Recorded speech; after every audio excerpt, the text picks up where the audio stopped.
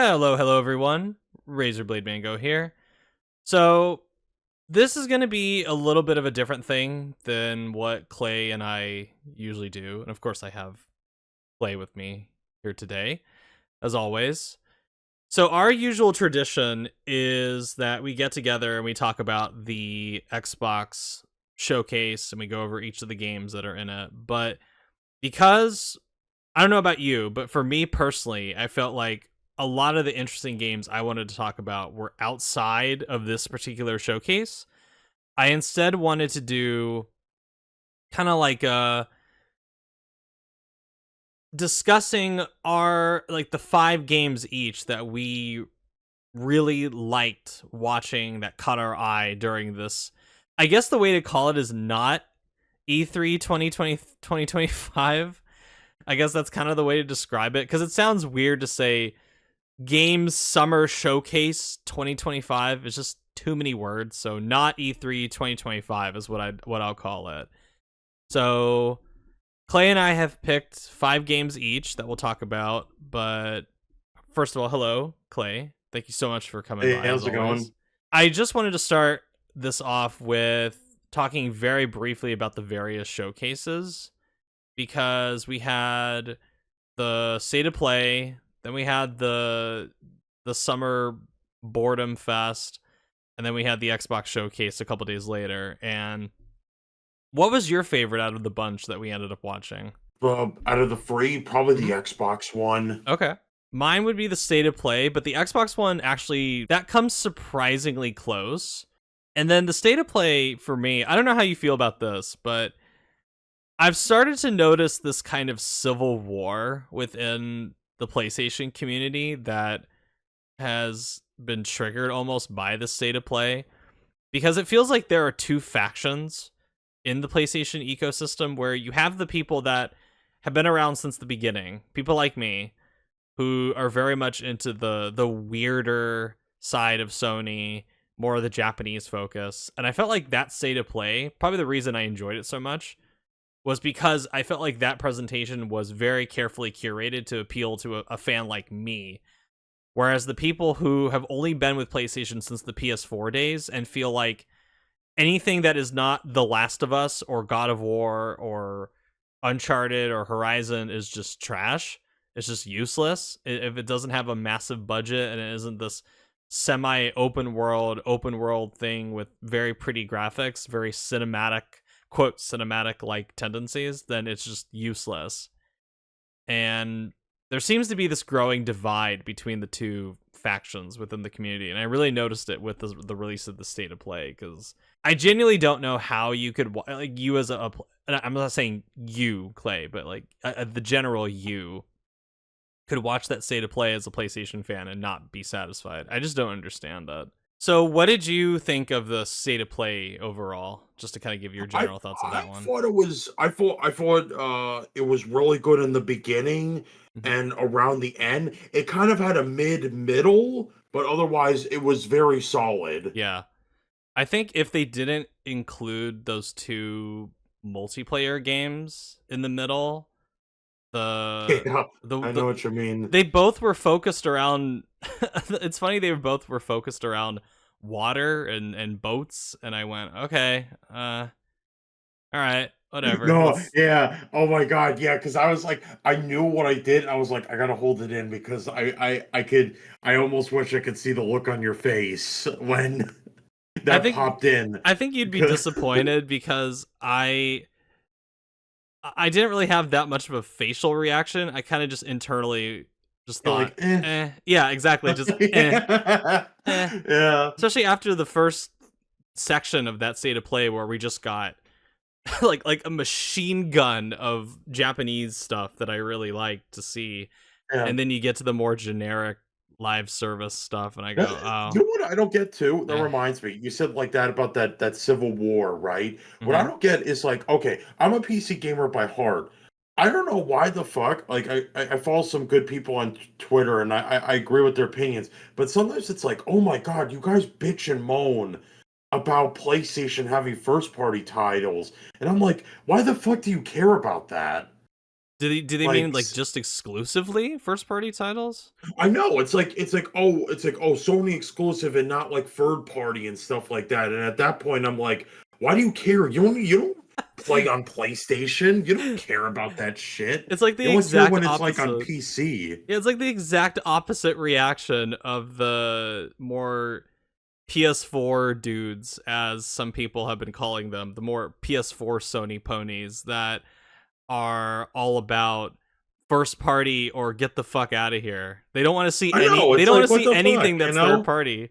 But then they show that you see a little bit. I think even Marvel Tōkon, some people were not all that pleased with it. I remember seeing one comment where some guy who's this big PlayStation loyalist allegedly said, "Wow, they really spent that long on a fighting game," and I go, brother, if you're saying that, you have no idea how important Marvel Tokon is. But more on that game later. Yeah, Ooh, yeah, a ooh. little bit more on that later. But yeah, I'm like again, I'm not a PC elitist, but it just doesn't make any sense where it's like it just sounds like the PC people want to flip-flop now to being like a PlayStation fanboy almost, where it's like Yeah. I don't know, like I understand that. Look, hey, I would want fucking Infamous as much as the next guy. Oh, I for miss sure. Infamous, and all that shit. But at the same time, I'm like, I got all these other games to keep me occupied. Yeah. You know? I mean, I'm more annoyed with it in the sense that I know why we're seeing such a lower than usual output of PlayStation exclusives this gen. It's Yeah. because of their live service nonsense. That's my reasoning for being so down on them I for mean, that. yeah, But it's like not to deviate on topic. I'll just say this quick, but I am glad at least that PlayStation was like, oh, maybe a little too late, but I'm glad that they were like, oh, Stellar Blade on PC. They were like, oh my god, this made us a shit ton of money. We gotta like um unrestrict all those countries for mhm. playing like Helldivers and God of War, and I'm like, oh my god, it took you this fucking long to realize it, like. I Oh think the my god.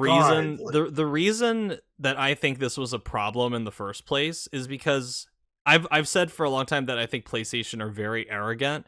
I think they came into the Yeah, mindset of the PC exactly. market and they thought, well, we're gonna tell the PC market what's what. And then they went, nah, dude, and pushed back. I don't think PlayStation really had an idea of what kind of market they were dealing with PC. Yeah. And they tried to dictate the terms and conditions of how you will play their games on Steam. And yeah, that didn't really work out considering they've had not great sales of other first party games that they've released on the system. Like Spider-Man 2 had shockingly low player numbers for what I thought it was going to be. I don't think The Last of Us Part 2 really did all that much on PC. At least I don't think, compared to other first party games. The exceptions are obviously Helldivers 2, but that was such a big, and that was day and date on PC. And Ghost of Tsushima was a big one, but that was also because it's Ghost of Tsushima. That's a game that is tailor made for a big, nice, beefy PC rig because it's a gorgeous game.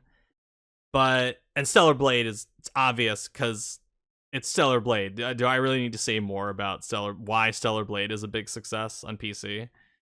But yeah, I think PlayStation finally figured out, oh damn, we can't dictate to PC players what's what, so we are gonna have to acquiesce and remove these restrictions off of our games because they're retroactively doing it. They didn't start not only with Stellar Blade, but I think they took the restrictions off for God of War and Spider-Man and Helldivers and stuff like that.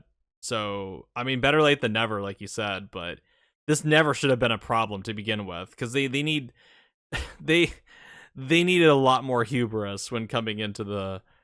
I mean, not hubris, a lot more humility when coming into the PC market instead of trying to dictate what's what to PC players, who are a very Oh, particular group. Before we get into our games that we picked, I'm going to briefly go over some of the honorable mentions that I have listed here because I took some of the honorable mentions and I took some of the games that you had previously on your list that you shared with me that you took off and I put them in this honorable mention just so we could very mhm. briefly talk about them.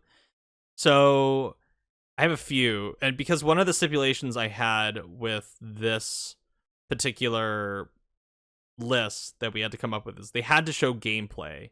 So something like Resident Evil Requiem, as cool as that looks, it doesn't count because they didn't show any gameplay publicly. Yeah, I only got the ones that had actual Yeah. gameplay shown off and stuff And like then that. I need to see more. I originally had Keeper on my list, but then I went back and I watched the trailer and I went, okay, I'm going to need to see a little bit more from this before raw gameplay wise, before I kind of get an idea of what I'm going to be doing minute to minute in that game. So I'll start with the Blood of Dawnwalker. So that was one you had on your list. Did you have anything briefly you wanted to say about that one? I did have that on my list. I believe that was my number 4, number 3 pick. I want to say that I'll say it like this. I am absolutely ecstatic. I love the look of the game. Gameplay's a little iffy looking, but obviously it's like it's basic. I think it's like still in its alpha stage kind of thing. I love the concept that like your stats change depending on day or night, all that jazz. And the plot is really cool too. But I guess the only con I would have with Dawnwalker is that remember, this is a timed main quest you're getting in the game, so you're gonna, it's kind of like the classic Fallout and all the other stuff. So you only have a limited amount of time to do certain things and all that jazz.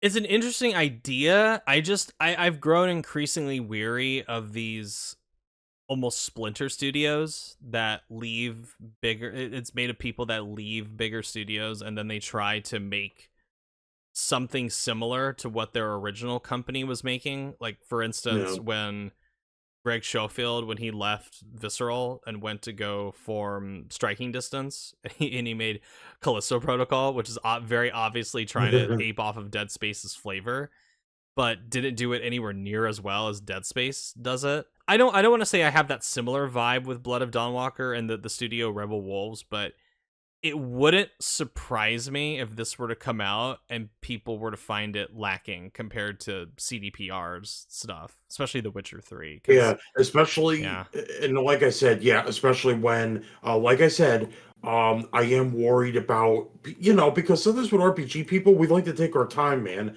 I, I'm like I said, I'm really worried about the timed quest thing, and if people are, sometimes it turns them off. yeah. It's definitely a risk in that case, but I think Mhm. it makes it distinct. I hope that will be an advantage to Blood of Dawnwalker, but I have my doubts. So another honorable mention that you had on your list was Chronos: The New Dawn. So this Yeah. one, I wish they showed more gameplay. I wish they showed a longer stream of uninterrupted gameplay because the gameplay they've shown off has just kind of been edited together, which is unfortunate. I would actually like to see maybe a 30-minute snippet of this. And Oh yeah, yeah, speaking of definitely. Dead Space, this it's basically Bloober Team's take on Dead Space, which I'm not Mhm. against that. And I normally would go with Bloober Team, but I felt like the combat in Silent Hill 2 remake was actually pretty good. And this is going to be more of a they have a good template because all they have to do is kind of just take inspiration from Dead Space and go, let's just do Dead Space, and that's the end of that. And I would go, okay, that's fine. It's it's fine. it's Yeah, and yeah. it's pretty much like, yeah, at least we've seen the gameplay. It's pretty much almost a shot for shot Dead Space inspiration. I am glad at least they're definitely playing it safe. They're not gonna do that stupid, oh, you gotta do this shitty melee combat that, Oh God, that I you hope not. gotta, yeah, Oh, I right? hope Because like not. at least you were in my shoes, right? You hated it too, right? Are you talking about in Callisto Protocol? Callisto. Yeah, Yeah, Callisto. I that got like annoying really the fast. the range combat. I was like, okay, I I could do that, but the melee combat, I'm like, I have to do this like almost 24/7. Like, really? It's just Oh, so it was. built. It's so built into the experience. It's one thing if it was just an option, but it's almost as if they're forcing you to do melee I the know. entire thing, and It I it just was. ugh. Yeah. At least with Chronos, they're like, oh, you're primarily range combat, which is good. Like that's what I wanted, you Yeah. know. So some other honorable mentions. I'll just quickly go through them because Mhm. I don't have a whole lot to say about them. Death Oh yeah, Stranding. Oh, go ahead. sorry, you go. You go. I just need to remember the games, that we saw that I could do also as an honorable mention. Yeah. So there's Death Stranding 2, which I think looks. I It's mean, your thing. that's I'm my not gonna thing. like, Yeah. it's more of a you thing than a me thing. Sure. It's coming out next week, so I'm not going to put it on the list. And Which we is what's crazy. I can't believe yeah. it's already coming I out. know. I was Yeah. like, wait a minute, that's next week. Holy shit. Yeah, same with me So with the yeah. Switch. Oh, Like my friend Kowalski, he was like, "Dude, the Switch already came out." I'm like, "Shit, did it?" dude, Like, yeah, dude, time the is going Switch by 2 came really out. fast, man. Yeah. I have Romeo is a Dead Man, which is the new Suda 51 game, which it looks like a Suda 51 game. Yeah. I don't really have much to say about that. Oh, it's like Summer Games Fest. Mouse PI for Hire. I have that on That my looks list. really. I have that on my list, so Yeah. we'll get to that because I have a lot to say Mhm. about that. Yeah. Okay. Okay. Yeah. For record, I kept my list a secret from Clay, by the way. And Mhm. then Keeper we already talked about. I think that looks charming, but it's not the main game that Double Fine is working on. It looks almost like a side project, which is fine. Looks unique. We had Invincible Versus, which I I think I think it has potential, especially considering some of the gameplay I've seen beyond what they Mhm. showed at the Xbox presentation. Because I think Maximilian got a pretty decent look at the game, and he had uncut footage on his channel, Oh, nice. and it looks fine. I hope the roster is big, considering it's a 3v3 tag team game, and you need for a tag team game like this, you need a large roster. And I don't really Invincible to me, and I've watched. I actually started watching Invincible again. I'm halfway into season 3 now. So even then, a roster for that to make up a 3v3 tag game, I don't know. I don't know about that. I'm a little skeptical about that. Especially And if like if they're are they gonna use like Spawn, or are they gonna use like the actual I don't know. stuff, right? Like a Todd McFarlane stuff, with their characters and all that. But I am happy, and at least this is a me thing. But I'm glad they went this route. I'm sorry, I would have kind of like scoffed off an open world Invincible game. Like, I'm sorry, I just don't think it would work. There's a It's lot too of people who big. are disappointed that it wasn't an open world Invincible game. And I went, I'd rather see something unique like this instead of Yeah. them trying to make Prototype but Invincible or something along those lines. Yeah. And then I have the Capcom trio on here because we have Pragmata, that was at the State of Play. I've heard good things about the demo that people got to play, though a lot of people who got to play the demo got to the end where the boss fight was about to happen.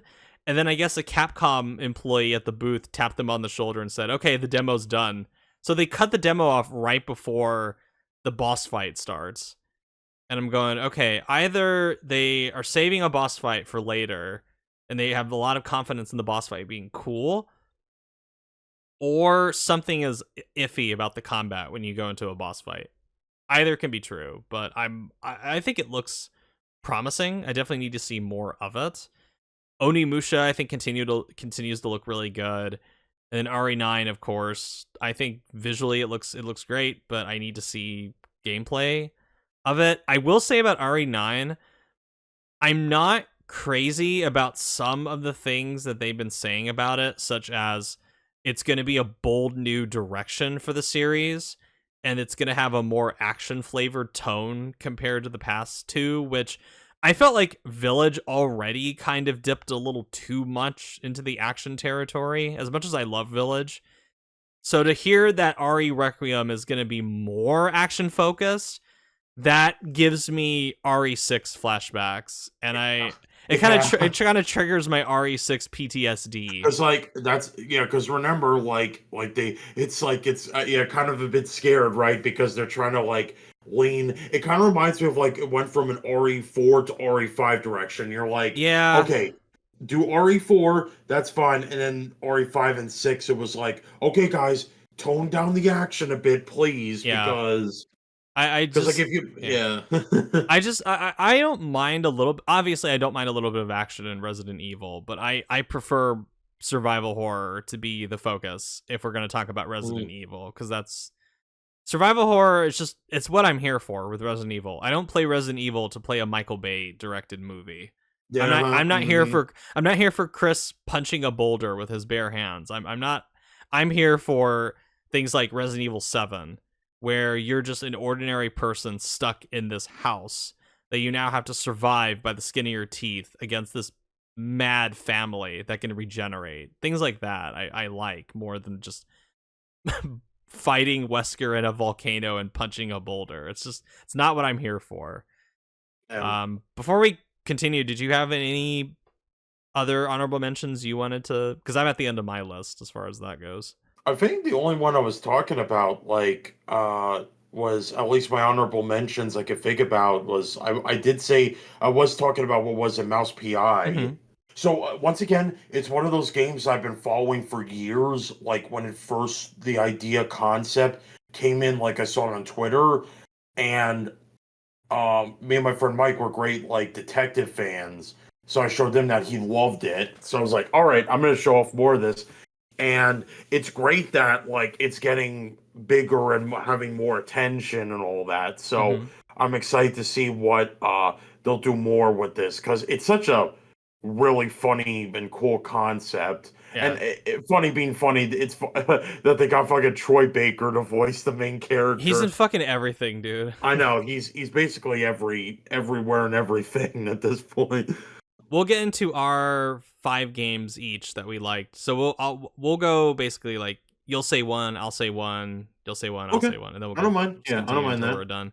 All right, so I'll start from number 5 to number 1. Like we'll start at the bottom, then the top of top Mm-hmm. 5. So my number 5 is 007 First Light. So if I just said my quick thoughts on it, I don't know. I just thought like as it started, not that yes it's in the bottom, but still I think like it was one of the best last things they showed at the State of Play. I knew this was coming. The leaks and yada yada yada this was coming. I didn't think it was going to I'm not gonna lie. I didn't think it was going to be that impressive until the announcement trailer popped in. I think that at least if you'd ask me, oh, is it going to be a little more linear than the Hitman stuff? Absolutely. Is it still going to be a good game to play? Absolutely. I don't know who's like doing 007. He's great. The gameplay from what they've shown looks great. So, again, I'm excited to know more about this. I think it looks Hmm. very promising. I trust IO Interactive because of Hitman. Obviously, I Yeah, even because when they they've done announced, like banger after banger yeah, of games, especially like Hitman Free, man. That's Hitman like 3 is to really me, good. yeah. Like I'm sorry if you'd ask me, that's a near perfect game Oh wow. there. I think this could not have found a better developer to handle this because Hard agree. Hard Double O agree. Seven James Bond is obviously very centered around espionage and gadgets and a little mix of the two and action. And I feel like as far as the espionage and gadgets and stealth and tactical stuff, that's IO Interactive's bread and butter with Hmm. Hitman. So to have them be given the keys to the kingdom to work with James Bond, I think is a perfect match between the two. My concern is not the fact that he's young or the fact that he's not as distinguished, gentlemanly as he's been in his later Like kind of a year iterations. one, year zero Yeah, 007 we're seeing. that part doesn't bother me, Yeah. but Hmm. what I am a little worried about, or maybe not worried, but I'm a little disappointed with, is that it doesn't seem to be as open-ended as I maybe expected. When I found out that this was being worked on by IO Interactive, they were working on a 007 game, I basically imagined Hitman but 007 in my head. Not the silent assassin part, But the things like the espionage and maybe honeypotting a woman, spiking somebody's drink, things like that James Bond usually does, especially if you go back and watch the Sean Connery Bond movies, you go back and watch the Roger Moore stuff, there's action in them, but they are more focused on talking and learning information and espionage and seducing women, charming people, things like that. That does not seem to be the focus of this. It looks to kind of just be Uncharted, but James Bond. That's kind of the vibe that I get from it. Or it's like it's definitely trying to do the more Daniel Craig, right? Yes, Daniel Craig. Daniel Craig style of 007, which I can't lie, I grew up on Craig's 007. Like Craig and Brosnan were the two Brosnan's the best, Bonds yeah. I remember in my childhood and then growing up and all that. So I can kind of see why I would say they want to play it safe and do it that. But at the same time, I get it though, because hey, it's IO, you know, it's like, hey, you did the Hitman stuff. Just copy and paste that. Do that, you know? I was hoping that James Bond would be more like that, but it seems to just be more of a guided Uncharted-esque experience, which I'm not against that, but it's not exactly what I was hoping for from IO Interactive doing James Bond. And I'm not expecting like an Alpha Protocol if people no, an nothing Obsidian like game. That. Yeah, I'm not expecting that. I just want a little more choice in how I do things, you know? I mean, like how it would be nice later but definitely this though. Hopefully we can see some more gameplay. And hey, maybe maybe somehow IO like looks at this and they're like, yeah, we'll do that. I'm sure we will see this again at another State of Play, because it seems like PlayStation have the marketing rights for this. And then before we move on, this game's trailer by far was the most watched one out of the bunch. It had more views than Marvel Tōkon's trailer, which is crazy to me that a James Bond game had more views. Or the trailer had more views than a Marvel fighting game trailer. Yeah, that's crazy to me. I don't have my list in from like 5 to 1. I kind of just picked games to talk about in just kind of a random order. So I'm gonna start with an obvious one, knowing me, and that would be Stranger Than Heaven. So, this is the new game from my beloved Ryuga Gotoku, who, of course, the team behind Like a Dragon or Yakuza, whatever you want to call it. Yeah, it was Project Century. Yeah, yes, it was called Project Century. Right. This is formerly called Project... Why did I say Century? Project Century.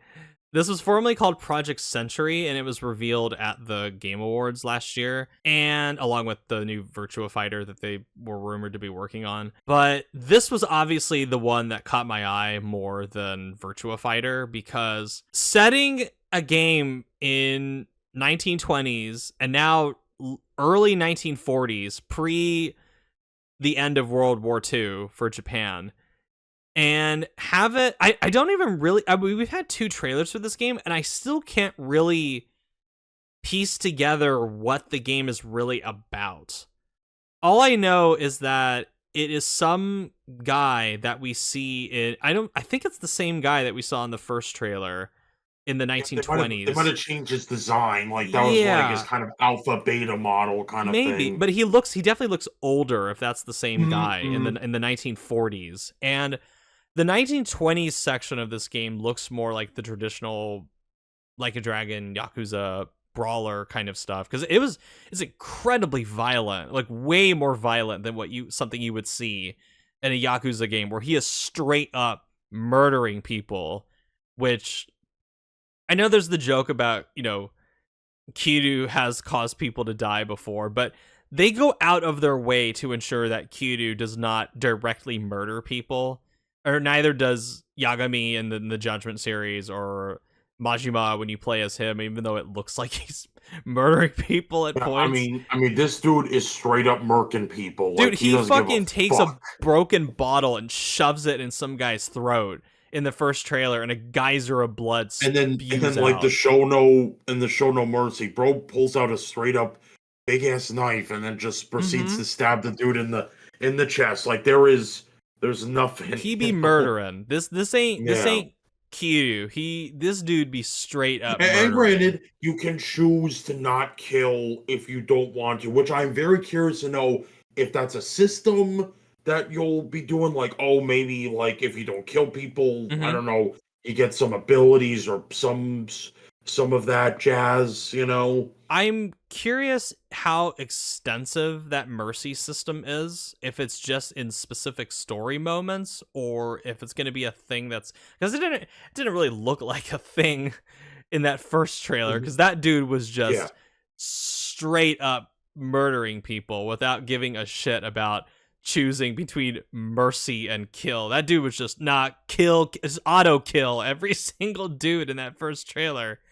But Yeah. this time, I this 1940s thing, he looks to be more of a detective where he's investigating clues and infiltrating secret clubs. And I hope that this is something that other people have mentioned, that I hope this is an actual evolution of RGG's game template and it won't just be yet another Yakuza like game except set in multiple different decades where it's just the very traditional you are in this big city and then you walk around and you encounter random side quests and you do mini games. I mean, I hope those things are there, but I hope they really evolve the new gameplay ideas that they seem to be introducing, like the mercy Yeah, because system or the I love the investigating idea clues. too that what is it? This is definitely the most unnatural kind of game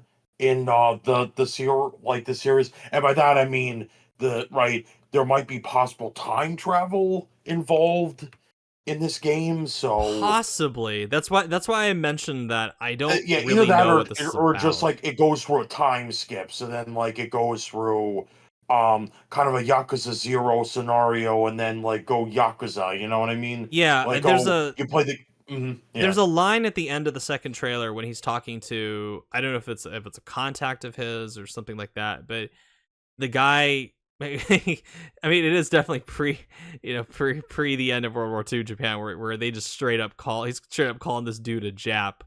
So he says Mhm. the guy tells him his name and he's like, "Oh, a Jap, huh?" And the guy makes this the main character makes this weird, I don't know if he's saying this literally or more metaphorically, where he's saying I don't really know who I am, and when he says that when he switches to talking Japanese, and I go, I don't know if he means that literally where he doesn't really know who he is, because he's also got these really unnaturally bright blue eyes that are a Mhm. massive contrast to the rest of his design. They really stand out. So I really don't know what kind of angle they're going at with this, but I hope it is something different compared to the usual Yakuza Judge Eyes template that they've done. That's all Yeah. I have to say about that. Oh, and the atmosphere is immaculate in both trailers. Yeah. I love the I setting. I love love the vibe of this game. also the rain. I love the rain. Yeah, The rain, like you see when you beating their asses, then the rain is it like looks just cool, hitting dude. every art. Yeah, because like yeah, it's always like in video games. It's always easy to make water rain look really good in these games. Yeah, It's always I always like make a joke too that this guy has to be superhuman because he takes a Molotov straight to the chest he dodges a and he dodges bullet. a bullet. Yeah. Yeah, he dodges a bullet like 2 feet away from him. And then he fights these like unnaturally big dudes in I each know. I saw the trailer, and one I'm like, dude, yeah, what in the the ring. He hell? fights this dude like a good 2 feet taller than him. He's fighting Yeah, some big fed boys in I Japan. know, and it's like, man, like Kiryu's got his work cut out if he had to fight this dude. I mean, he's had to fight some big boys in some of the games, Yeah, but this yeah, guy this guy definitely, I don't know. I mean, he definitely has the fighting chops for it, so I'm sure he can. yeah. He better if he doesn't want to fucking die like halfway into the game. So anyway, Yeah. that's Stranger Than Yep. Heaven.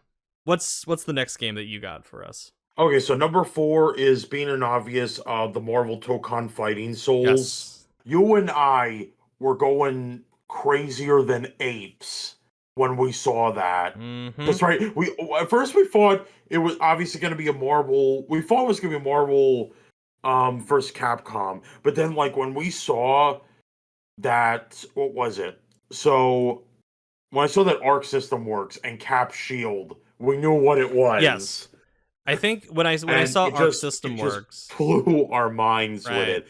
So at first I want to say this, being obvious. No, I'm not disappointed. This is a Marvel's only fighting game. No, neither am Marvel I. has so many characters they could do with it. So I don't give a fuck if they got no Capcom characters with this. Arc has their money cut out for them, or work cut out for them, you know? Yeah. Like they can, because the gameplay looks tight, the designs are immaculate.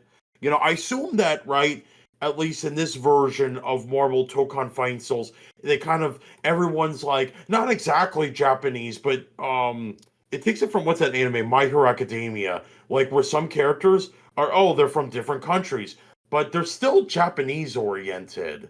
So, you know, but still respect the other countries and all that jazz. You know what I mean? Like, Yeah. oh, Captain America, he's, I believe, like, oh, he's Japanese, but he's inspired still by America, and he fits the part perfectly. It's just funny that Captain America is speaking Japanese. That's a Yeah, funny. and then they got like the emissary from hell, Spider-Man, or Kamala Khan, Miss Marvel. You know, these designs are like absolutely Dude, amazing, Doctor Doom and and Storm look fucking slick, man. I I know, love the way yeah. those two look.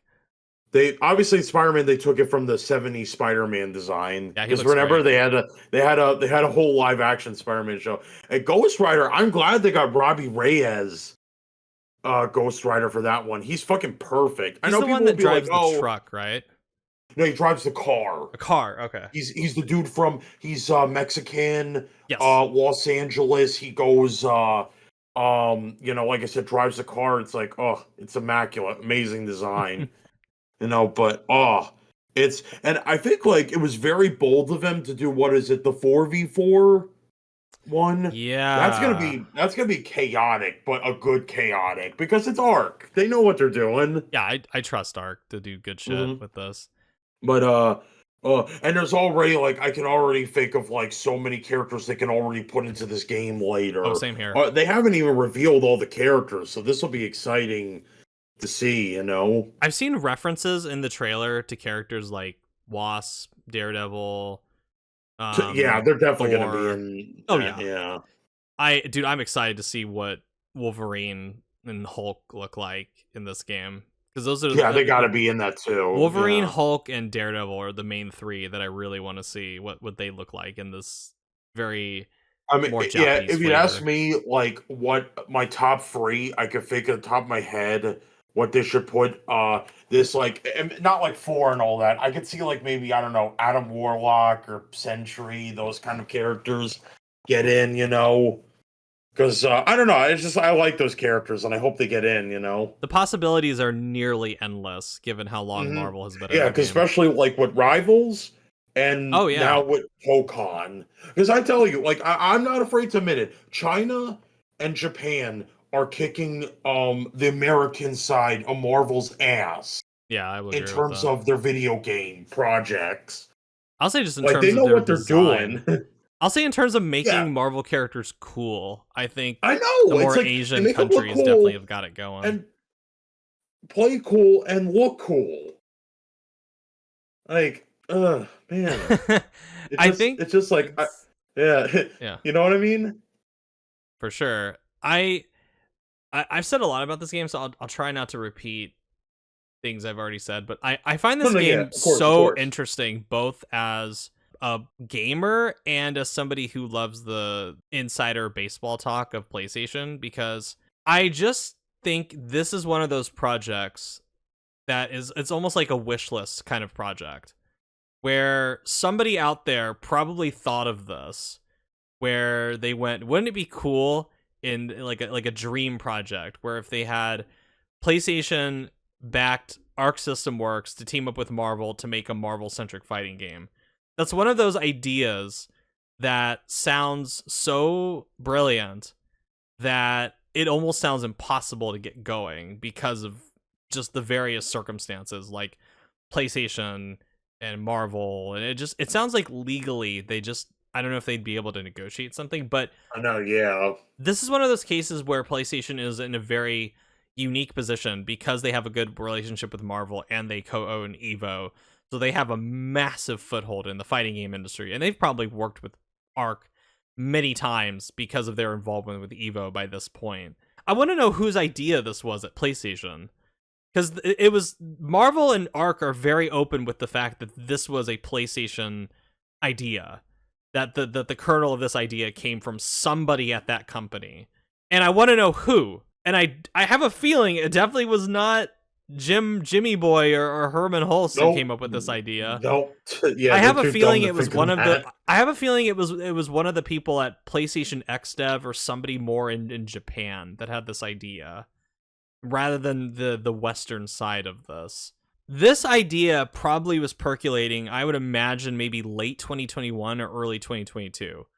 Because by the time Marvel Tōkon comes out, it'll probably been in development for about active development for about maybe 3 to 4 years. So this timeline makes sense to me. So credit to Jimmy Boy and Herman Hulst for, seeing the obvious potential in this idea. And I like that Marvel seems to be not particularly hands off, but they seem to be giving Arc the space to do their own thing with these characters.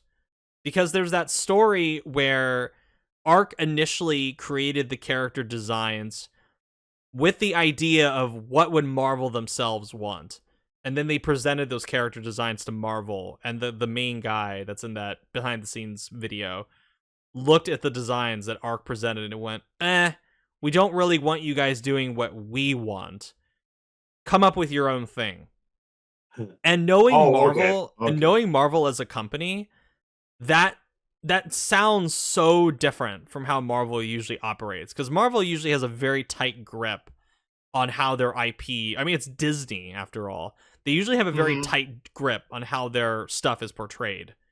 So to hear that Marvel is giving Arc the freedom to work on their own shit, it's like, okay, that's great. That is not what happened with Marvel vs. Capcom Infinite. It's And like, yeah. now that they own like fully things like X-Men and Fantastic Four, now they're not going to be limited by what they can put in. They're not going to have any clauses that they can't use Doctor Doom, they can't use Wolverine, that are staples with past Marvel vs. Capcom games. They're fully able to use the full roster of Marvel characters with this. So that's very exciting. It's like, really, I just hope, it's all good. Yeah. Nothing goes wrong with it, but pretty good. They'd have to go out of their way to screw this up, which, knowing Arc, though, I think I have confidence that they'll deliver something cool. Yeah, it's fine. So the next game is going to be, Clay mentioned this one already, but I'll briefly talk about it, is Mouse PI for Hire. And this is a first-person shooter that is designed to look like the rubber hose animation of the 1920s and the 1930s. I think this game just looks awesome. It's a great idea. I think the animation looks amazing. I love how violent it is, where you could pop dudes' heads off, and instead of blood, it's ink that comes out. I think that's a hilarious idea. I think the one concern I have with this game is that I believe it's a brand new studio doing this. There's always that first-time studio skepticism with a project like this, especially with something that looks this impressive visually and is this ambitious. Other than that, I think it looks really good, and I think it will be... I've heard really good things about it too from people that have gotten to play it, so that's why this is in my top 5, because I was kind of looking around to see what have people been playing, what has been shown as far as gameplay goes, and I think a lot of the raw gameplay that I've seen from Mouse PI for Hire looks really good, so I'm looking forward to this one a lot. What's your next game, good sir? So these are going to be mostly like RPG Obsidian games, so my top 3. So number 3 is Grounded 2. Mm-hmm. I'm I was surprised that it's coming out next month, and I'm extremely excited for it.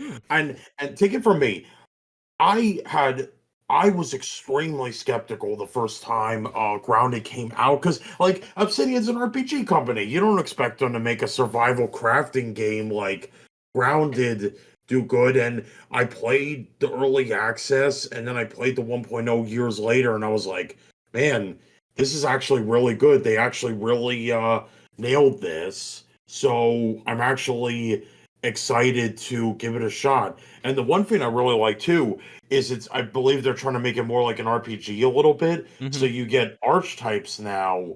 So basically like almost classes in Grounded, which is really cool. I like that.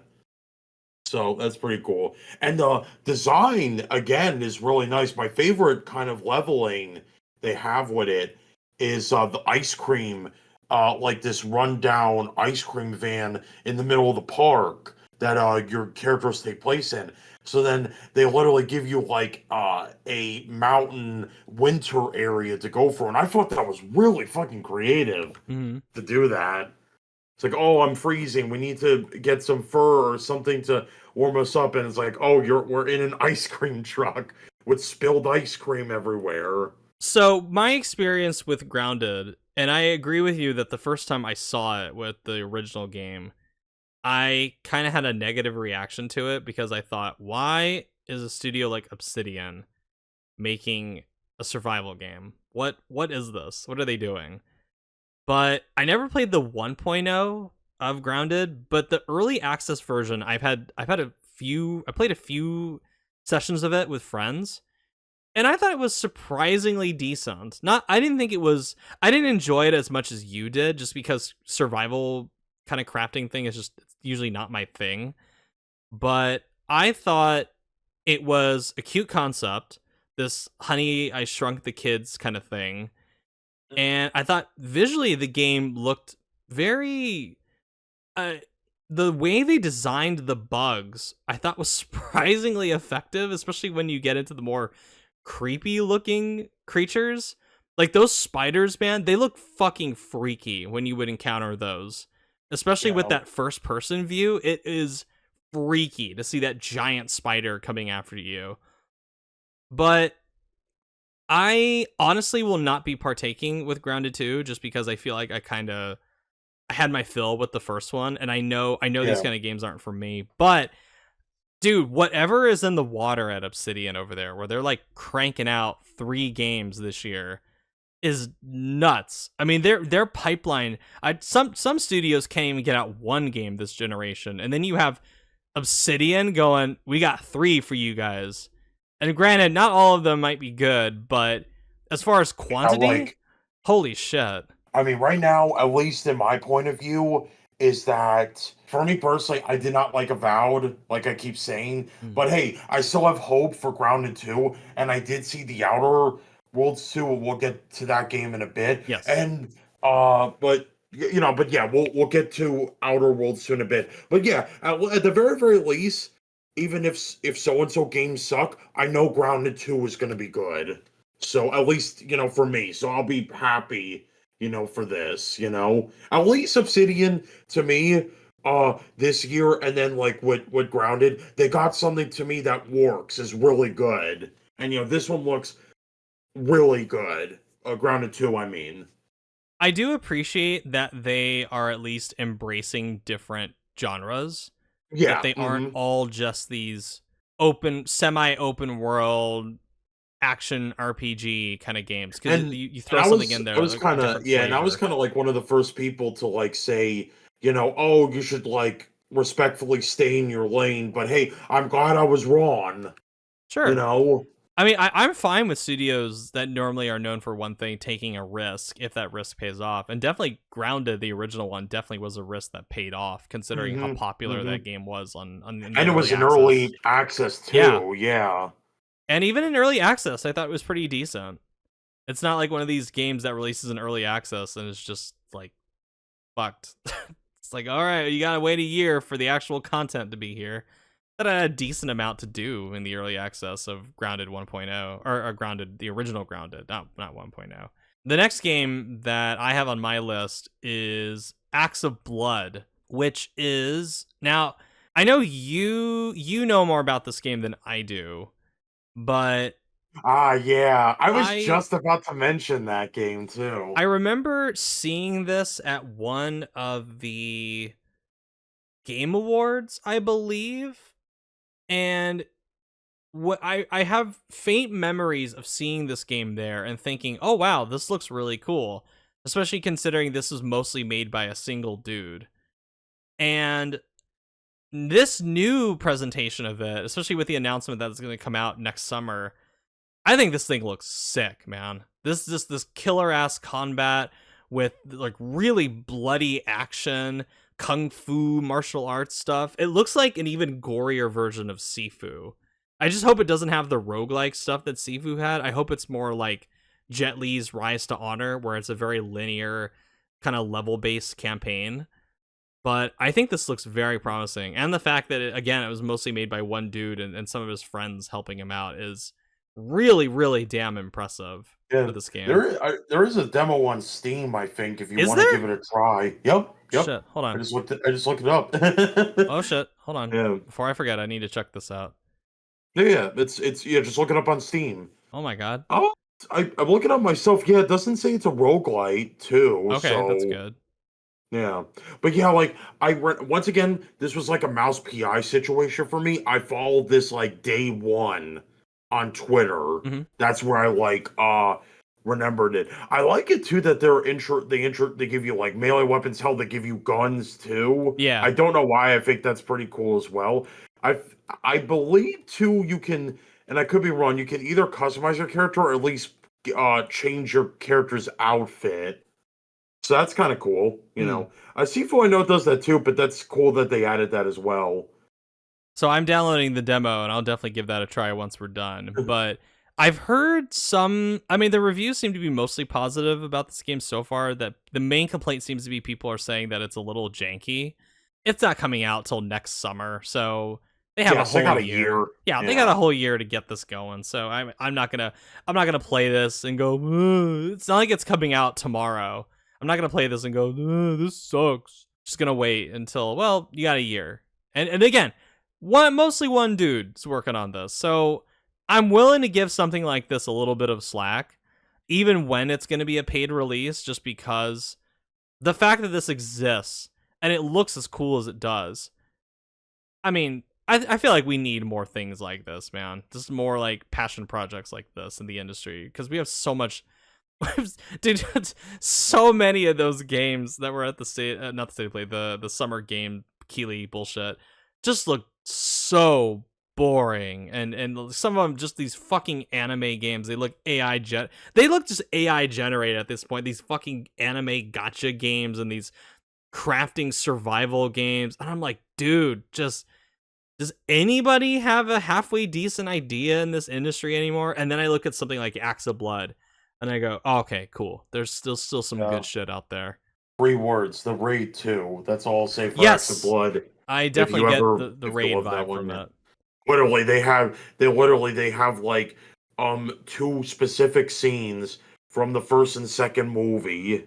I'll need to check out the trailer again to see, because I've watched both of those movies Yeah, multiple it's like times. I'll say it like to make it easier on you. It's like, oh, when they do the shuffle thing, Oh, that's okay, from okay, Raid okay, 2, and the knife thing, that's from Raid 1. okay. So there you go. Gotcha. Okay, okay, sorry. So Number two for you. number 2, gotcha. Thank you. All right. So I originally had this as number 1, but I switched it to number 2. And once again, the surprise, because you know how guys I kept complaining about it before, like the first game. But number 2 is the Outer Worlds 2. Mm-hmm. And I think why because originally I was not even gonna like list it at all and thought, oh, it's not gonna impress me uh this month, like this when it shows off at the thing. I'm Mm-hmm. like, okay, is this gonna, because like the first time I saw it, I was not really impressed by it at all. Especially like I was still like going through that I think it was around the time with Avowed too, so I don't know if that was like after I played Avowed or like when they were showing off Avowed. But after I saw a little bit of the gameplay and then I saw the showcase, it kind of got me actually a bit hyped for it, because I think like unlike Avowed, this just me doing research and all this, right? This doesn't feel like a project that was forced onto them by the the game director or whatever, because that's what I heard what Avowed, because the director, she was forced into making the game. This one was not forced, and actually feels like time and money was actually spent to make this a good game and all that jazz. Uh, the reason I would say this is at number two, I'll say this more. I'm not gonna like go pointers. I'll tell it more when number one later. I think because, and I'm gonna be honest, I think reason I know what I say when I say it like this, but the capitalism, anti-capitalism thing, I'm like, guys, we get it, yada yada yada. It You is know, definitely a, because I mean, I think when you mention something like that, I think of Fair Games, where it's the Eat the Rich simulator, and mhm. I'm getting tired I of just think it seeing doesn't these right, like like, these like yeah. anti-capitalist themes in these, dude, in like an $80 video game. It's like dude, like let's tone it Again, down a once little again, bit. yeah, and that's another reason to number two as well, is because it's at $80. And to be clear, as always, I will say this: I do not blame Obsidian. I know Obsidian would never ever. That's not their decision. No, it's not. Do you know? I mean, I will always. I'll review if I ever play the game. I'll review it and be it fair. But that one specifically, in terms of the price, that's a Microsoft Xbox decision. That is not Obsidian's decision. They didn't do that for Avowed. I know for a fact they're not doing this with. They didn't have a choice for Outer Worlds 2. I Uh, think what sucks with this whole $80 thing from Xbox is that I feel like the better game to try to, because this is, I'm not gonna bullshit. Like PlayStation is eventually gonna do this as well, where they're gonna start doing $80 games. It's only a matter of time. yes. But I feel like the game that they should have started with was Call of Duty Black Ops 7. I know. It's But like, because why didn't it do a Call of Duty? because the fucking Call of Duty dudes they're gonna buy the fucking game no matter what. They already spend like stupid ass $120 on these games. They'll buy it for $80. So, but I think having publicly, for the public to see Outer Worlds 2 as the first $80 game from Xbox, I think that is the wrong choice. And I think the sticker shock is going to put some people off of playing this, which I think is unfortunate because I think the game does look really fun. Exactly. But I feel like not an Obsidian game. It's just, And I feel it's like not a this, good yeah, look for exactly. them. I don't know if you can understand my vibe too.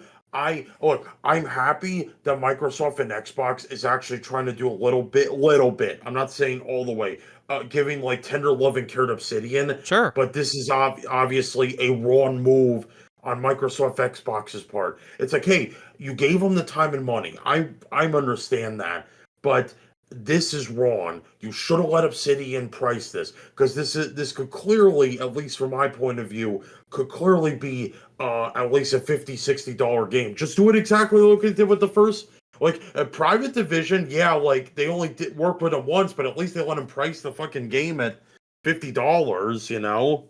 I think this is also a long play from Xbox to artificially increase the value of Game Pass, where because Yeah, they are putting this, that's what someone said too to me. They're like, yeah. "Oh, dude, this is their brain scheme. They're gonna force you to go to Game Pass if you don't want to do the 80, and then gradually, either month by in 6 to 12 months, they'll gradually increase the price." I mean, I And I'm think like, you know, even if you're strictly on Xbox, if you don't have Game Pass with Xbox, I don't really understand the point of owning an Xbox over a PlayStation. Because a PlayStation, you're getting basically everything. You're getting the PlayStation exclusive stuff, and you're now getting almost all of Xbox's games on PlayStation. But if you don't have Game Pass and you own an Xbox, like, I just don't see the point. I don't even really see that console as a genuine console. I more see it as a Game Pass machine, which I think that's Xbox's long-term goal, but I think what they want to do is artificially drive up the value of Game Pass by then bumping up the price even more for their a la carte games, putting those $80 games on PlayStation, and just continually hitting PlayStation and Switch 2 players, because they're going to probably put some stuff on Switch 2 as well, and PC, people on PC that play on Steam and don't have Game Pass, they're going to continually just hit them with these $80 games. At some point, they're hoping some of these people go, why the fuck am I paying individually $80 a pop for these games when I could just get Game Pass on PC for about $120 a year, or on Xbox for about $200 a year, and save like a shitload of money, which it is. It's objectively a really great value, but, and this is not the avenue for this conversation. I still am in the firm belief that Xbox Game Pass is an extraordinarily destructive thing for the games industry, but that's a conversation for another day. Also, too, like I'll say it like this, and I am totally in agreement with it. If I, because I know I've actually talked to some people, I think they said that they will pirate Outer Worlds too, and I'm like, I understand. I'm not mad at Right. you. I will never be mad at you because hey, you're tired of the bullshit. I understand. It's like because you don't want to be put in a situation where you just want to pay $50, $60 for a complete fucking game. And I get it. We got Expedition 33, and hell, we got a remaster of Oblivion, Mm-hmm.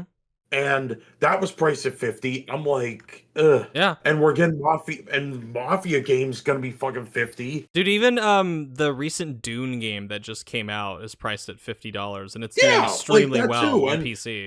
I'm like, I kind of like got off it because I wanted to play with my friends. But hey, I'm happy that the pricing is good, you Mm-hmm. know? My penultimate game is Sword of the Sea. So Oh, okay. this is Yeah. from Giant Squid, who are the team behind Abzu and The Pathless. And the main guy who is the creative director at that studio was the art director on one of my all-time favorite games, Journey.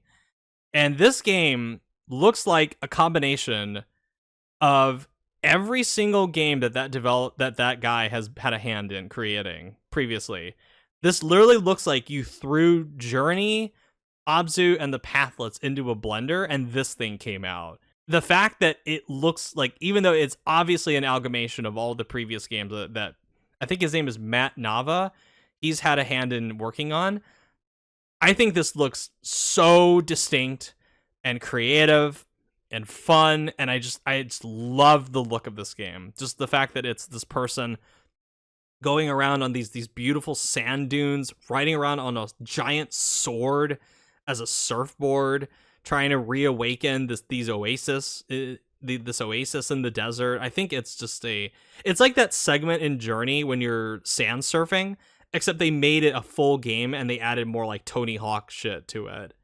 And I think it just looks awesome. I can't wait to play this in August. I think it looks great. You know, it's not that I don't dislike it or hate it. Just like, it's cool, but not my kind of game, For probably. sure. No, I You know, getcha. it looked very beautiful though. A very beautiful looking game Yeah. though. I've been waiting a couple years to see more of this, and it did not disappoint. Because the last time we saw this was when it debuted at the oh god, the infamous 2023 PlayStation Showcase.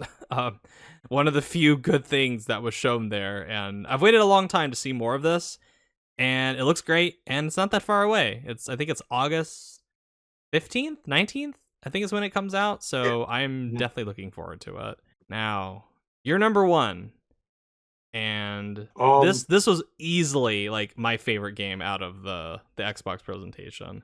Okay, so my number, I think like I had to change it because after, right, so originally Outer Worlds 2 was number one, Hmm. but going back into it, watching both trailers again, I have to say that my number one has to be Clockwork Revolution. Yeah, it looks Now, amazing.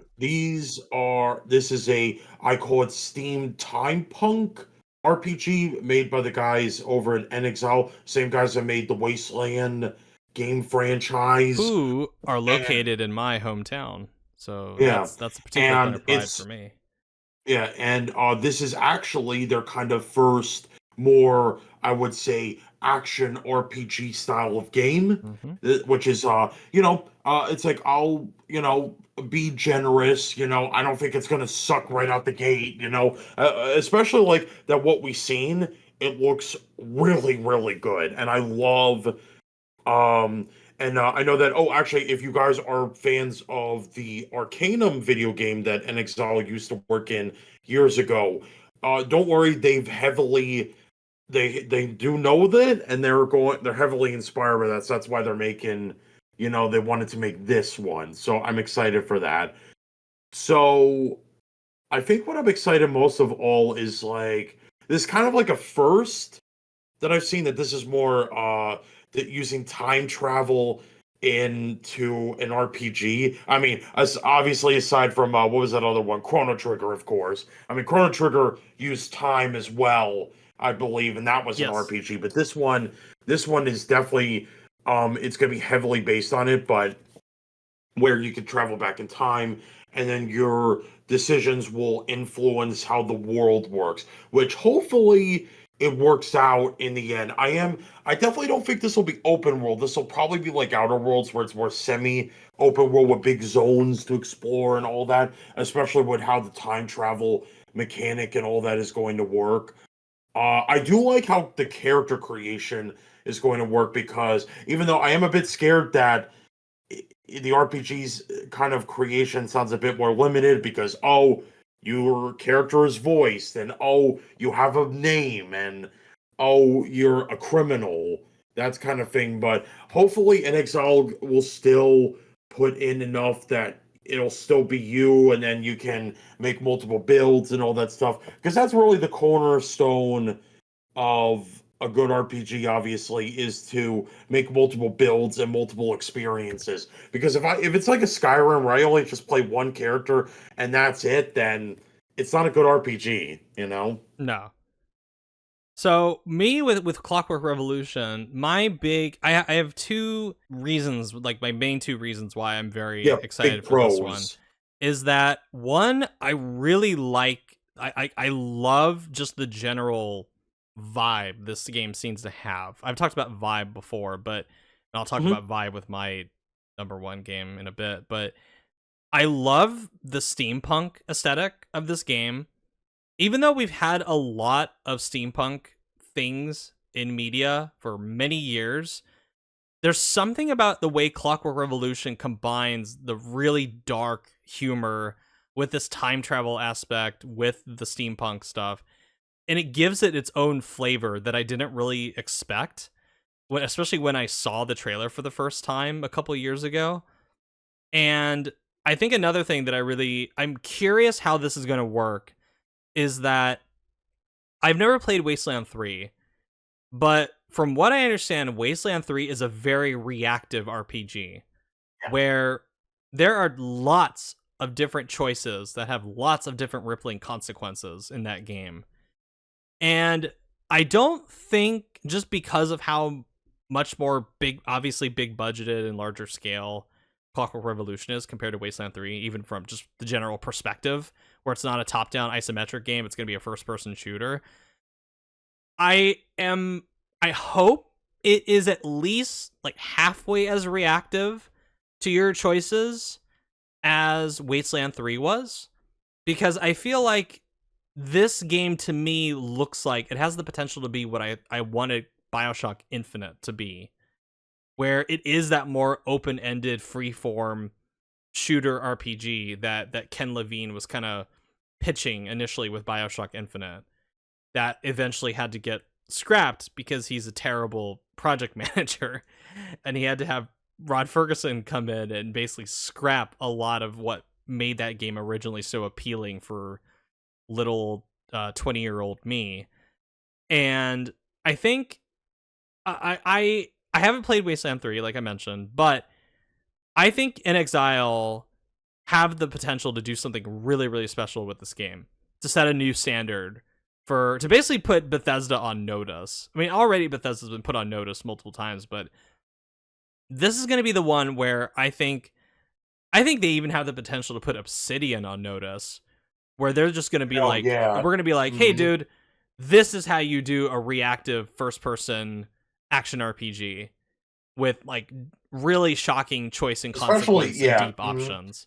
Especially and a big especially if they make it work, even if your character is a voice character, man, like Yes. because like it's not just like with Bethesda, like I said, because with Fallout 4's me voice character, but if they can make this work, like I said, then that'll make it look not make Obsidian look weak, but they're always like because I get it, because you get more options if you don't have a voice character, but don't get me wrong, it can work. Just very rarely. The biggest one, real quick, the biggest one I would say for voice characters in RPGs would probably, I guess, be Mass Effect. Yeah, Yeah. that's what I was thinking. Commander Shepard, or even Mhm. Geralt in The Witcher 3 Yes, is a really good I example. I don't care. Witcher 3 was a really good RPG, even though Geralt was a voice character, so it can work. Even Even more than Cyberpunk, Cyberpunk. yeah, I think even Cyberpunk to an extent had more options than I was kind of Yeah. expecting for a voice Yeah, I love it protagonist. too that like I thought that was really funny though. It's like in one sequence where like, oh, if you're not careful, you want to talk to this one dude. The other like what's the guy character's name? Like Uncle Alfie. It's like if you're right, because you ignore him and then trying to talk into to Errol, freaking Uncle Alfie just kills him. Yeah, Like if you're not, which I'm like, that's the kind of stuff it's in RPGs are like, oh shit. You know? that's where the Uh, dark humor comes in that I really liked from that trailer. And dude, that was a long trailer.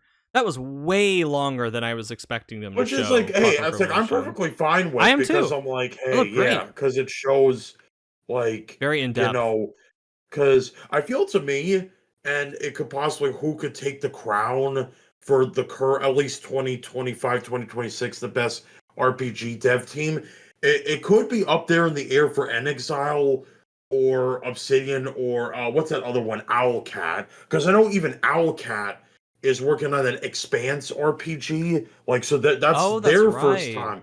Yeah, Forgot that's about their that. first time making like an action RPG of their own thing, which that to me is like, that could be the next Mass Effect. I'm just saying, like, I know I'm putting a little too much hype into them, but it's got that Mass Effect kind of look and feel to it. I'm like, hell yeah, give me some of that, you The know? one Mass Effect looking game that I'm interested to see more of is that one game from I think it's called Exodus, the Archetype Entertainment, Oh my the God, guys who used to yes. write Oh, for once that was again, like yeah. Drew I once Karpyshyn and again people like that. another RPG dev studio I've been following immensely. And at first I was like, I don't know if I'll be into it, but I saw a bit Same of the here. gameplay, and even though it's very pre-alpha, I like the appeal of it. I like where it's It going, looks like you Mass know? Effect in all but name, but it does, dude. When because I don't give a flying fuck about BioWare anymore, but especially after Veilguard, after like the 1, 2, 3 combo of fucking Mass Effect, Andromeda, Anthem, and then Veilguard, I'm just like, I don't give a flying fuck about BioWare anymore, and I really do not have any faith in Mass Effect 5 or whatever the hell they're gonna call it. Yeah. I'm more looking at Exodus and I go, that is more what I want to see from Mass Effect. I think like the funniest one was Yeah. like it was kind of a bit funny, but also could take it a bit seriously. Where I don't know if Mass Effect ever had something as funny as this, where it felt almost more like a Fallout thing, where your character fights a freaking intelligent bear. Like Yes, that was I loved funny. that I'm bear. like, that is something I think Mass Effect, the new, I'll say more newer Mass Effect, not older Mass Effect, would never do. So I'm excited to like see more what they'll do with that, you Exodus know? just looks weird. Just some of those creatures, like the frog people, and then that bear that you're fighting. I love that they're not just strictly sticking with the traditional science fiction alien kind of look. Yeah. They're including just weird curveball things like that. So I think RPGs like with things like Clockwork Revolution and Outer Worlds 2 and whatever the hell Larian is working on and the Expanse game and the Exodus, it's like we don't need BioWare anymore, dude. Like we really don't. We don't need them Yeah, we anymore. don't need Like throw BioWare them in or the bin. Bethesda. No, we don't need Bethesda anymore. Like I'm sure somebody is gonna come along. I mean, dude, like Kingdom Come Deliverance too. Like just because I haven't played it, but I've watched some videos about the little details that are in it, and I was blown away by how many number of ways any number of missions can end. I was blown away that Warhorse crammed so many different options into that game. I feel like, yeah, if you'd ask me, like, almost if Kingdom Come Deliverance 2 is almost like the Baldur's Gate free of action RPGs, in my opinion. It's You like know, what Bethesda should be striving to be, but they just don't have the talent anymore for something like this. yeah, or it's either the talent or they just literally play too safe, like Yeah. because they know their brain dead fan base of mine. It's like, here you go.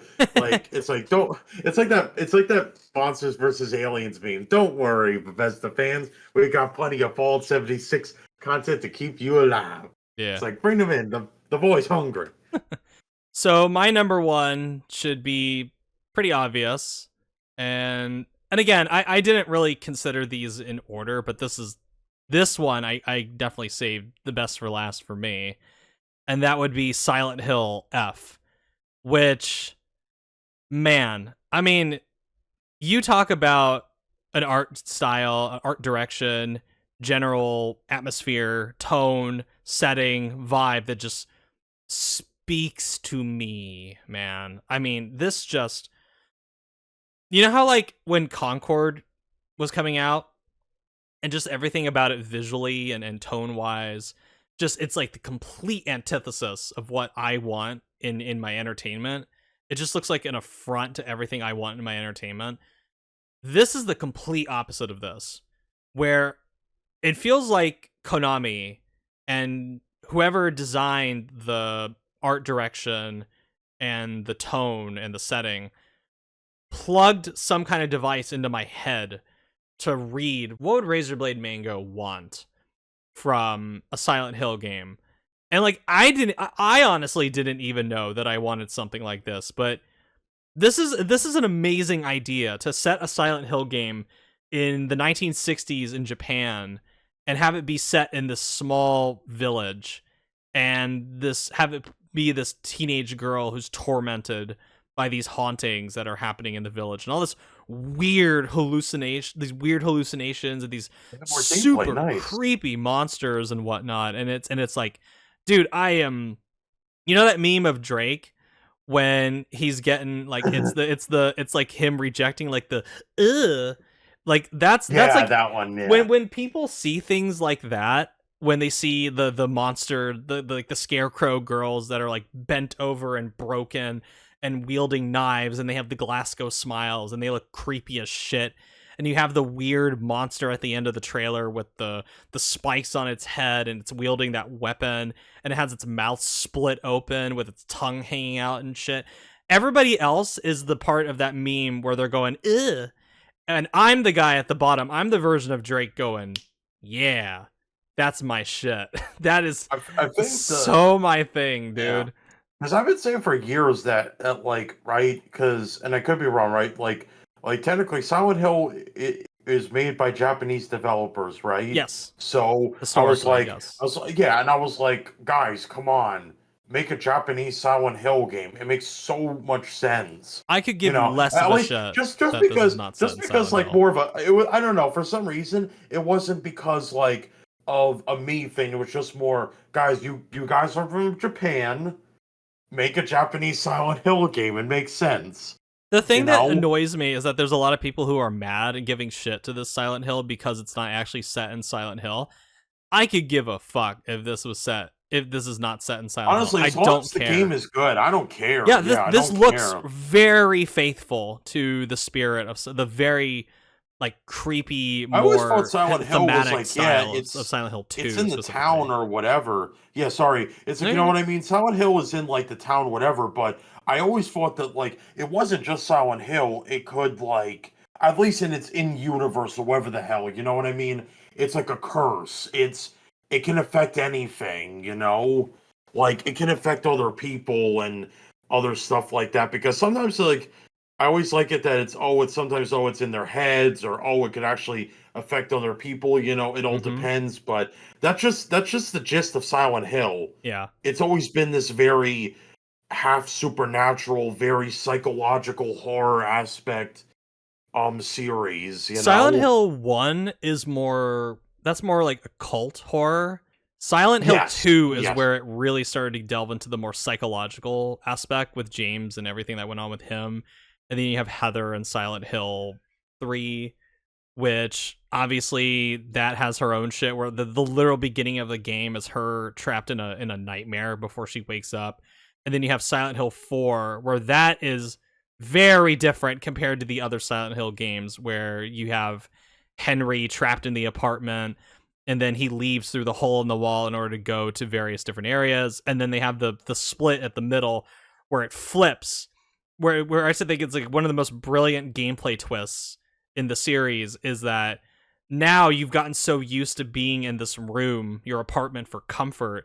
Now the longer you spend in this room and you see more hauntings, your health gets drained more, and you have to escape out of the room and into those areas in order to not have your health drained. And I really wish Silent Hill 4 would get some kind of remake, because I think that's the one. It definitely has some big problems. That's the one that I think really should need a remake, not more so than like Silent Hill 2 or Silent Hill 1 or Silent Hill 3.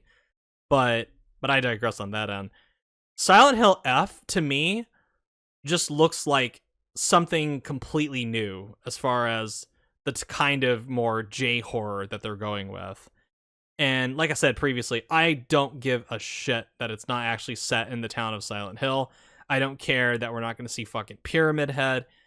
This game looks awesome. Now, I will say, just to rein in my hype a little bit with this game, my one major concern with this game, besides the performance, because they're using Unreal Engine 5, and the performance in Silent Hill 2 Remake was a little sketchy. This is not a studio, Neobards, that traditionally makes video games like this. They have mainly worked as a support studio for various games. And I'm more than fine giving them a chance. But that's my one thing that I'm kind of like, okay, I mean, you have the right people involved.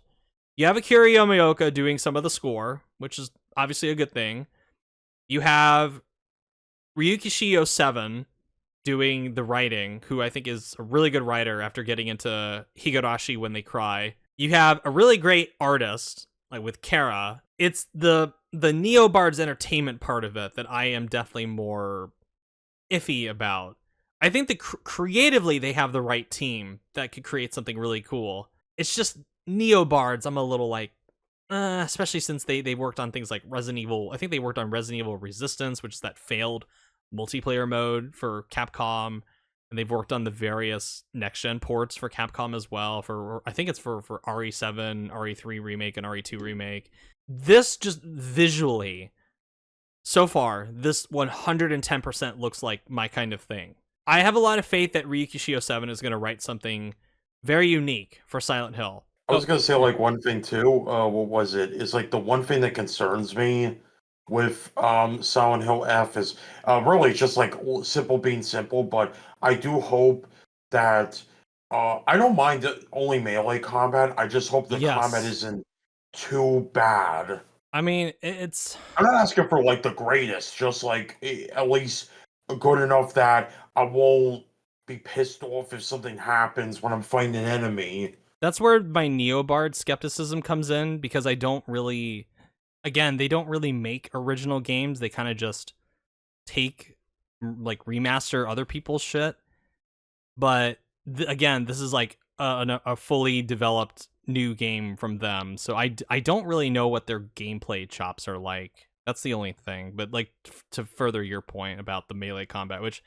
I'm glad you brought that up, because that's something I honestly forgot, that this is not going to have gun combat or anything like that. But you are going to have multiple types of weapons, so it's not like you're just going to be hitting these creatures with a crowbar over and over and over again or anything like that. You got knives, crowbars, pipes. You even get like a really, which I assume that like by the end, I would say probably you're by the middle end of the game. I assume.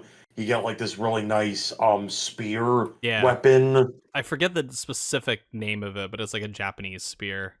Mm-hmm. Yep. But I think just this game in general looks, next to probably like maybe Ghost of Yote. This is probably the thing that I'm looking forward to the most for the remainder of the year. Unless like something big comes out and is announced between now and the end of the year that's coming out in 2025, but which is crazy cuz like a few years ago, I was very like iffy about the future of Silent Hill, especially after playing the that short message game which was terrible. Oh God, yeah. But after playing, because I mean, with Konami, we all know what Konami has been like over the last few years. But after Silent Hill 2 remake, which I really liked, surprisingly, and now this, I have a lot more faith in this now that I know that Konami's quality standards actually seem to be there. They aren't just doing what they did in the early 2010s and just giving these games to any old studios and having them pump out dog shit. They actually do. I need to see what Metal Gear is going to be like, though. That's another one that I'm a little skeptical about because of Virtuos being involved. But hopefully that one is very good, and then I hope Silent Hill F is at least very good as well. Because I think it has a ton of potential. Just visually, it would be such a shame to waste such an amazing setting and atmosphere on a very mediocre, boring game. That would break my heart, honestly, if that were to happen.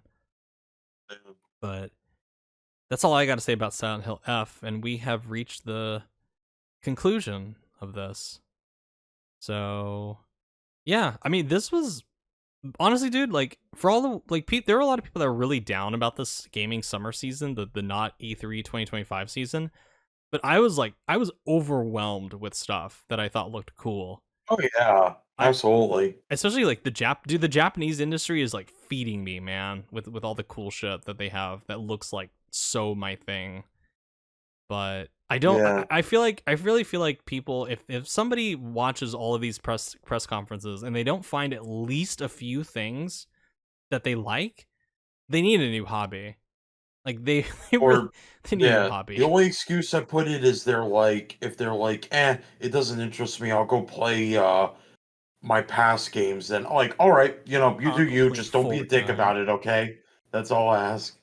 I'll go play Fortnite. Nothing looked like Fortnite. Uh, Well, actually, no, they I'll had go Fortnite play. at the fucking Keeley thing. Yeah, So, God, yeah. I'll go play my Team Fortress 2 because I like that.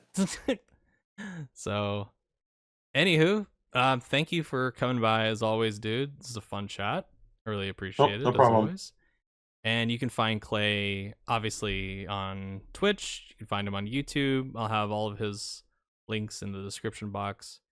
And closing words, good sir. Just we're mean say, but stay safe. Just like be sure to spend what you want to spend on your games. Mm-hmm. Don't need to go crazy. But yeah, it's just take care and go play what you want to play. For And if you have a sure. good time, then you have a good time. Yeah. Don't be a whiny bitch all the time on Twitter. Yeah, It's not and healthy. yeah, yeah. Don't be a Twitter. Don't be Don't live on look Twitter, here, look, please. listen. Yeah, don't be a look here, look, listen, man. It's like I just can't do it. I can't take this shit no more, Don't man. throw your Wendy's chili at the wall. Yeah, don't throw the wind is chilly. Alrighty. Thank you everyone for Yeah. watching, All right. and I'll Yep. catch you all next time. Yep. See ya. Bye bye.